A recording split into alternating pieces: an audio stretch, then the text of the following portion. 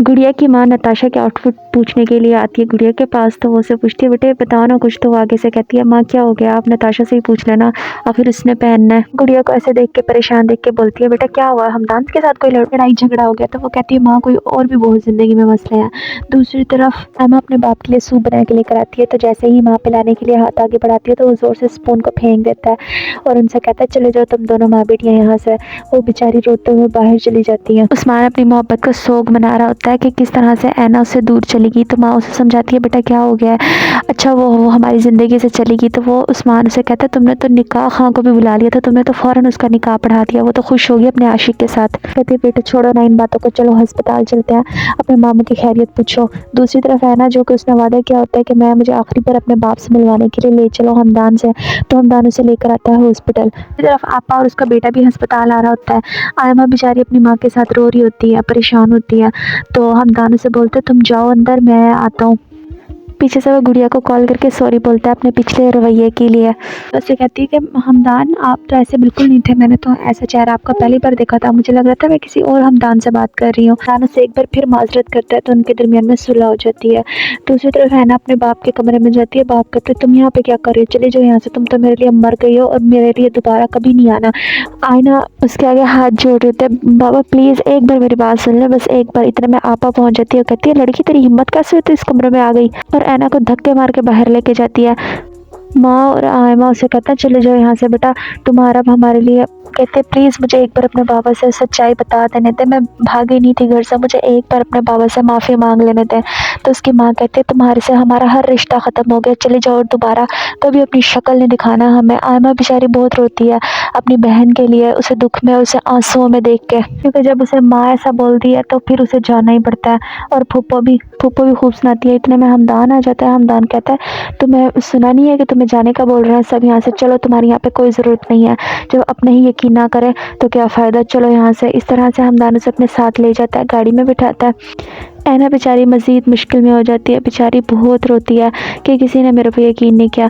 और दूसरी तरफ उस्मान कहता है ये सही है, क्या बात है, अपने आशिक के साथ कैसे घुमाती हुई है ये अस्पताल। कहता है दिल तो करता है धक्के मार के इसे इसके आशिक के साथ बाहर निकालता है, इसे आने कैसे दिया। उस्मान आयमा को बातें सुनाता है कि चोरी छुपे घर से बाहर निकल जाने को मोहब्बत कहते हैं, तुम्हें मेरी मोहब्बत नजर नहीं आई थी। माँ कैसे कहती है वो मोहब्बत जिसने बर्बाद कर दिया मेरी बहन को, मोहब्बत ऐसी नहीं होती। रज़ा की मॉम और नताशा ये अपनी इंगेजमेंट की शॉपिंग के लिए बाजार आते हैं और खूब मज़े से कपड़े खरीद रहे होते हैं। रज़ा को तो अंदाज़ा ही नहीं है ना कि उसने किसी लड़की का साथ क्या किया है। रज़ा ने जो आयमा के साथ किया है बेचारी जलीलो ख़वार हो गई है, ना उधर की रही ना इधर की रही, और ऊपर से उसका हमदान के साथ रिश्ता तय हुआ है, उसके साथ और भी ज़्यादा बुरा हो गया है। हमदान रास्ते में ऐना को लेके चाय के लिए रुकते हैं और ज़ोर ज़ोर से रोती है मेरा क्या कसूर था, मैं ऐसे फजूल में किसी लड़के के लिए कैसे बाहर आ गई।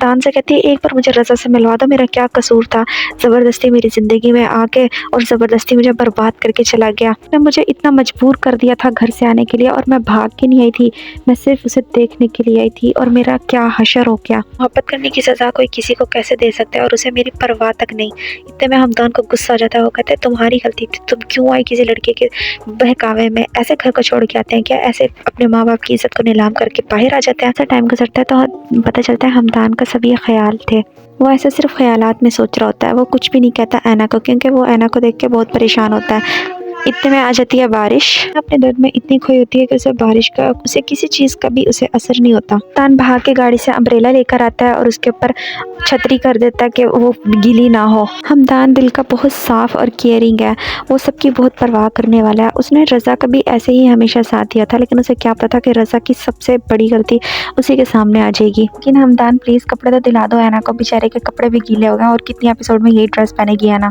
ऐना रोती हुई अपने कमरे में चली जाती है।